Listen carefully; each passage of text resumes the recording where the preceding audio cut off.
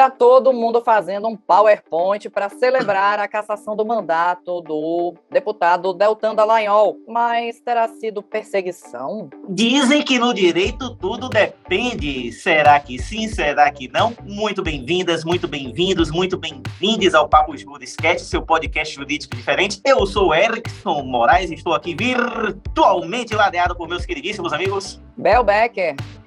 Gerson Cardoso Gessinho, e eu quero perguntar a vocês se vocês já estão naquela programação da música, eu já escuto seus sinais, né? Porque essa decisão aí já é o primeiro passo do que pode vir depois. Alô, Moro, bom dia, comunidade! É, papai, dizem que o mundo não gira, ele capota. Independentemente de acerto ou desacerto de qualquer decisão do acórdão que levou, o pessoal tá falando de cassação, e cassação não foi cassação, que levou ao indeferimento do registro de candidatura do DD, né, Deltan Dallagnol, a quem eu carinhosamente chamo de DD, muitas críticas a respeito, mas eu queria fazer só uma observação, talvez um parêntese astrológico. Bel Becker, nossa astróloga, por favor, me corrija se algo de errado eu disser. Não sei se seria lei de causa e efeito, ação e reação, karma, mas uma galera escolada numa aplicação, numa interpretação heterodoxa, para dizer o mínimo do direito, né? E agora, segundo alguns, é também alvo de uma interpretação pretensamente ou supostamente heterodoxa do direito para indeferir o seu registro de candidatura. E aí, minha gente, que balaio de gato é esse? Talvez o fim do Mercúrio retrógrado, eu diria. Eu aplicaria a ditada de minha avó, aqui se faz, aqui se paga. Também tem essa.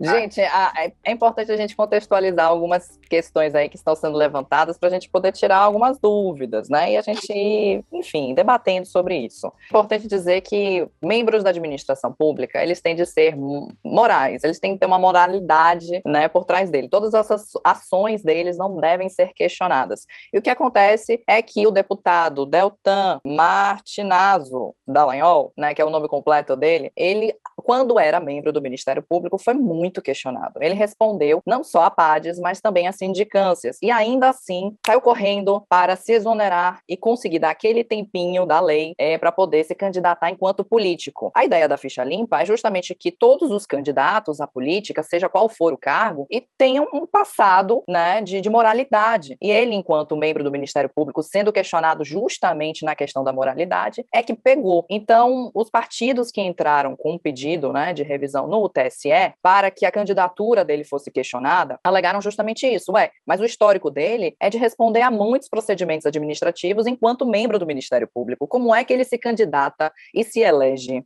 Então, é por aí que esse processo caminha. Como a gente sabe que muita gente assiste ao nosso podcast e não é da área do direito, eu acho que a gente até pode trazer algumas informações para esclarecer essa discussão. O que acontece é assim, a gente está tratando dos direitos fundamentais, que no caso é o direito político, né, da pessoa poder se candidatar, tem toda essa questão de elegibilidade, e se tratando de membro do Ministério Público, do sistema de justiça, no caso, o Poder Judiciário, ele tem até 6 meses para pedir a descompatibilização para poder concorrer ao cargo eletivo. No caso de Dallagnol, o que aconteceu? Ele pediu 11 meses antes, já tinham em tramitação alguns procedimentos contra ele, e no caso, o que poderia acontecer? Ele poderia se tornar inelegível se houvesse uma condenação, se houvesse um pedido de exoneração durante esse processo de tramitação desses procedimentos, ou no caso mesmo de pendência de análise de PADES, ele pedisse para sair da instituição. O que a instituição quer, no caso, o próprio ordenamento jurídico brasileiro, esse sufrágio universal, que faz com que a gente consiga escolher diretamente pessoas que vão ocupando as instituições, é probidade na condução da coisa pública. Então, o questionamento justamente reside nessa situação assim.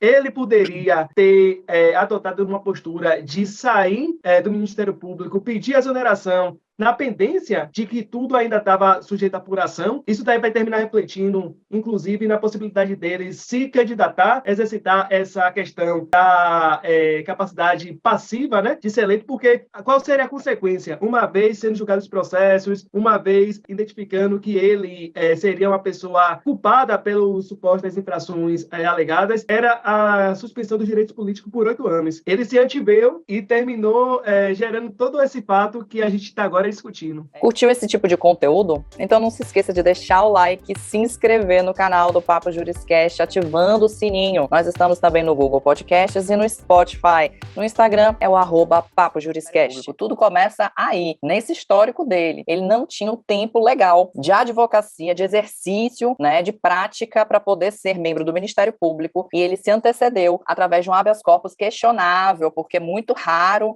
o judiciário conceder esse tipo de antecipação de posse para quem não tem um exercício, mas ele conseguiu. Então já existe um ranço jurídico em cima do Deltan Dallagnol, antes mesmo da Lava Jato. Então aqui as pessoas ficam falando, perseguição.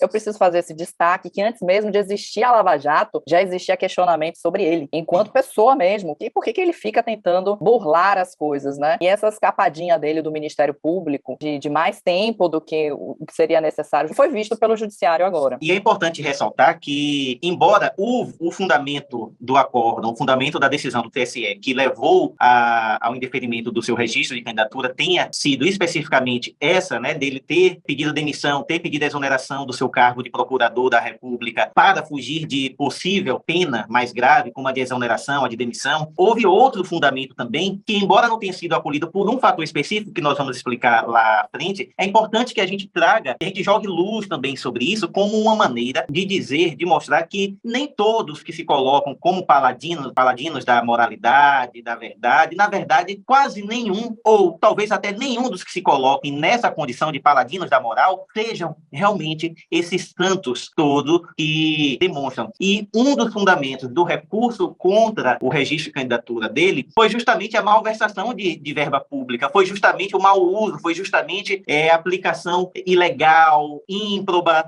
do dinheiro público, do erário, enquanto ele era coordenador da Lava Jato no âmbito do Ministério Público Federal em Curitiba, né, através do pagamento irregular de diárias, de outras despesas também deles e de colegas dele, né, por ele ordenadas, que levaram ao Tribunal de Contas da União a rejeitar as contas dele e a dizer, houve irregularidades aqui. Entretanto, ele entrou com uma ação judicial, conseguiu liminarmente, é uma liminar, é uma decisão provisória, ou seja, ainda haverá o julgamento definitivo a respeito dessa matéria. Então, o tribunal, lá no Paraná, em que ele entrou com a ação, concedeu a liminar e disse, ao menos até o julgamento definitivo desse processo, está suspensa essa rejeição de contas, né? Então, é algo provisório que pode cair ou pode ser confirmado a qualquer momento. Então, é importante ressaltar que houve também uma ação de improbidade apontada ali, que já foi chancelada pelo Tribunal de Contas da União. Outra coisa também, Vininha, que você está trazendo, também é importante a gente conversar, se não houvesse essa suspensão, né, através dessa concessão de tutela provisória de urgência, e tivesse sido julgado o mérito, condenando a ele se tornaria também inelegível, por conta dessa sanção que termina gerando por uma prática de um ato de improbidade administrativa que também alcança membros do Ministério Público, né, do Poder Judiciário, as pessoas que têm atuação direta também na administração pública, já seria uma causa de inviabilizar. Quando a gente para falar sobre as inelegibilidades, a gente percebe que o objetivo justamente é esse, quando está ali na Constituição, que é que você tenha pessoas próprias ocupando esses espaços. E tem a própria lei complementar 64 de 90, que ela determina quais são essas hipóteses de incapacidade da pessoa a poder se candidatar. E Dallagnol, no caso, ele termina se amoldando essas circunstâncias que são previstas na lei de inelegibilidade. O questionamento é justamente o seguinte: qual é o posicionamento do Poder Judiciário diante de uma circunstância dessa, né? De uma pessoa que ainda estava em exercício, que pretendia se candidatar, que não tinha hipótese ainda de pedir aposentadoria voluntária, mas optou pela exoneração na pendência de procedimentos que não são foram 15, né? Que não foi um só, foram 15 procedimentos instaurados, sendo também que uma das causas de inegibilidade seria a própria condenação por ato de improbidade administrativa, teve o curso suspenso pela concessão dessa tutela provisória. Agora... E aí eu gostaria de repente, jogar um grano Salles na discussão, porque, a menos que não seja o momento ainda, Ibel e Gessil me digam, mas essa decisão está repercutindo porque há aqueles que afirmem com a veemência total que a decisão foi correta, foi uma decisão adequada, foi uma decisão justa, que cumpriu com a finalidade legal, com aquilo que se espera quando do julgamento de registro, de pedido de registro de candidatura, um olhar pela probidade, um olhar por uma conduta conduta íntegra de quem está ali pedindo o registro de candidatura, embora a gente veja muitas candidaturas sendo deferidas aí, a gente olha assim, como é que foram, mas tudo bem. Por outro lado, há aqueles, muitos inclusive alinhados a uma linha mais bolsonarista de pensamento, mas não apenas, há outros. É importante que se diga que há juristas, há pensadores, há pessoas que não são alinhadas à ala bolsonarista, à direita, à extrema-direita, e que também, de alguma forma, tecem algum tipo de crítica a essa decisão. Então, vamos lá, será que a situação dava tanta margem realmente para defesas tão antagônicas a seu respeito? Bom, primeiro eu gostaria de pontuar aqui, antes que eu me esqueça, que o Deltan Dallagnol conseguiu se investir no cargo dele de promotor de justiça. Salvo engano, não foi por um habeas corpus, mas sim por um mandado de segurança que antecipou a posse dele. Mas respondendo essa questão aí, vamos polemizar? Tá na hora da gente polemizar? Momento polemiquinho! Galera da esquerda, segura aí, respira firme, porque a gente entende o sentimento. A gente queria fazer um PowerPoint aqui comemorativo também, fazer um meme e tudo mais, mas a gente precisa checar alguns aspectos aqui dessa sentença, né? O primeiro aspecto mais polêmico de todos é que procedimento administrativo o Deltan respondia e qual é que está previsto na lei da ficha limpa. E aí é que está a grande questão. A lei da ficha limpa fala que a pessoa não pode, a pessoa do Ministério Público e o magistrado que quiser se candidatar, ser político, e aí a gente vai chegar em Sérgio Moro. Segura aí, Moro! Não a batata tá assando! Não pode estar respondendo a um procedimento administrativo disciplinar, que é um tipo de procedimento administrativo. Numa leitura restritiva, é simplesmente isso. O procedimento administrativo disciplinar, também conhecido como PAD, ele acontece em qualquer local, em qualquer órgão, né, da administração pública para apurar e punir. Ele tem essa finalidade, né, de penalizar, se for o caso, o servidor público que cometeu qualquer irregularidade. Então, PAD, você pode ser acompanhado de advogado se solicitar. O PAD tem de ser suspenso até a pessoa conseguir o advogado. Bel, rapidinho.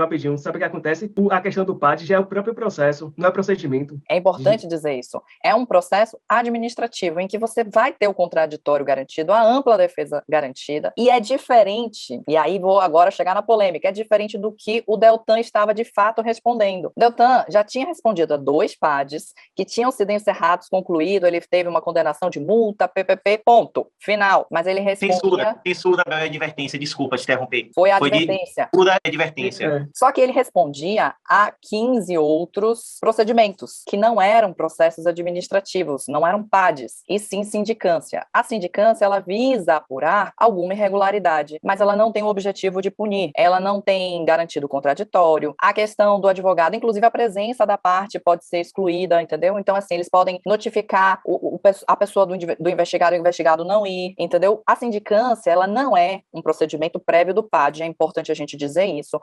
O órgão do Ministério Público, no caso, já deveria ter instaurado o PAD. E eu vou entrar agora na polêmica maior. Por que é que o Ministério Público não instaurou de cara o PAD logo quando saiu, por exemplo, a sentença do Lula no habeas corpus, é por isso que eu fiz a confusão, do Lula quando teve a incompetência, o julgamento da incompetência do magistrado Moro, por conta do envolvimento dele com a investigação, há a menção do membro do Ministério Público ter vazado também os áudios durante o procedimento sigiloso. É ali que o Deltan entra.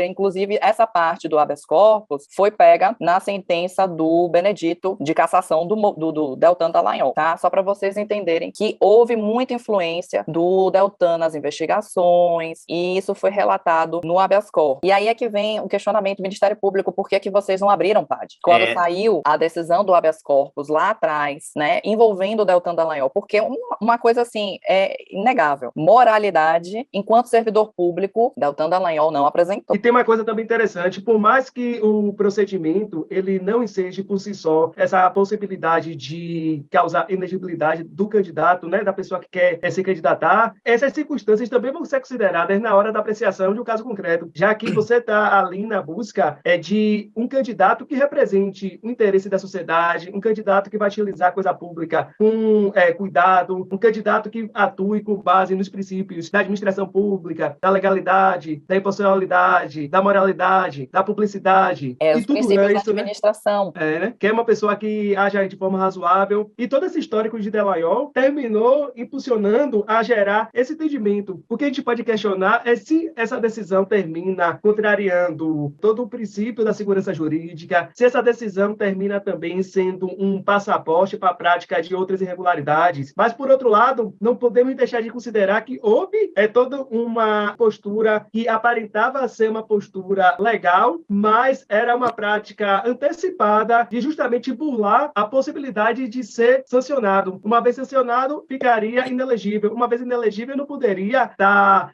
sendo eleito o mais votado deputado federal de Curitiba, né? Curitiba. Não sei se vocês se lembram da vazação de áudios envolvendo a presidência da República durante a instauração do procedimento investigativo, que era para ser sigiloso. Pronto, gente, já tinha envolvimento do Ministério Público nisso, não foi feito absolutamente nada. E me parece, e aqui eu já vou antecipar para vocês o que eu acho dessa sentença de cassação e inelegibilidade do Deltan Dallagnol. E me parece que o Judiciário está dando uma resposta ao Ministério Público, que não fez nada internamente, nada, justamente para poder cortar as asinhas do Ministério Público, que está, crescendo. A Lava Jato continua, as investigações continuam, gente, as coisas não pararam, é porque realmente eles não estão reportando. E o Ministério Público continua com os mesmos membros, com a mesma atitude, e isso, para mim, foi uma resposta ao Ministério Público, que nada fez no caso do Deltan e de outros, procuradores de justiça. Mas poderia, eu vou até questionar, mas poderia o Poder Judiciário, no caso específico, agir dessa forma, ainda que houvesse uma omissão? Aí é que vem o questionamento polêmico.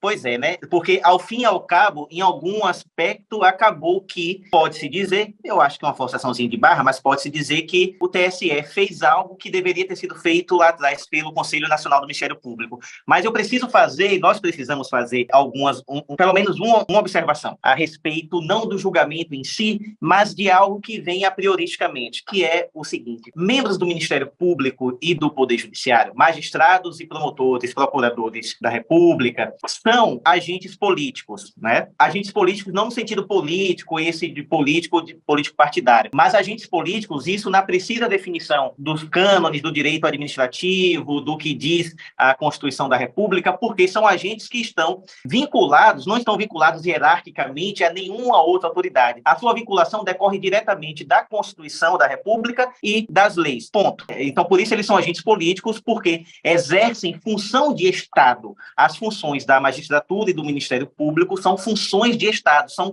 funções extremamente importantes e necessárias para a garantia da continuidade existencial do Estado, sobretudo do Estado democrático de direito, e assim deve ser, né? E não é aquela coisa, vou pedir afastamento, se eu não for eleito, eu volto para o meu cargo.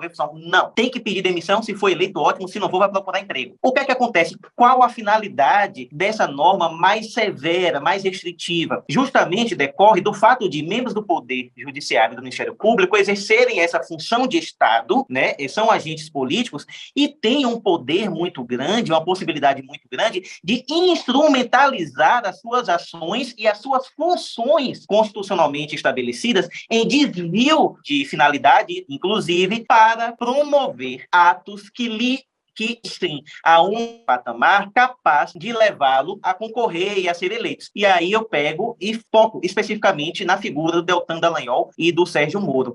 Eles tanto instrumentalizaram as suas funções com finalidade politiqueiras, que eu não vou colocar nem políticas, politiqueiras, e saíram candidatos. Eles tanto se autopromoveram na condução dos processos da Lava Jato que o Sérgio Moro, condenou o principal candidato, o candidato mais bem avaliado para a corrida eleitoral presidencial de 2018, e meses depois foi nomeado como ministro da Justiça no governo daquele que foi o beneficiado com a sentença que o Sérgio Moro proferiu. Então ele ganhou um cargo por ter condenado o principal candidato em 2018. O Deltan Dallagnol tanto instrumentalizou as suas funções com finalidades politiqueiras que sai candidato a deputado federal e é eleito por seu estado, pelo Paraná. Então, a lei tem por finalidade evitar que isso aconteça, porque senão Poder Judiciário e Ministério Público se tornam cada vez mais instrumentos apenas de politicagem, e isso nós não podemos admitir em um Estado democrático de direito. Então, para finalizar, eu acredito que, sim, o Judiciário ele tem uma função principal, que é manter a democracia em pé, né? Existem meios e meios para se fazer isso. Segurança nessa sentença eu não senti. Eu acredito que, eu vou ser bem honesta com vocês, isso. Eu não senti segurança nessa sentença, apesar da unanimidade. É bom que se diga, que se faça ressalva, que o ministro eleito,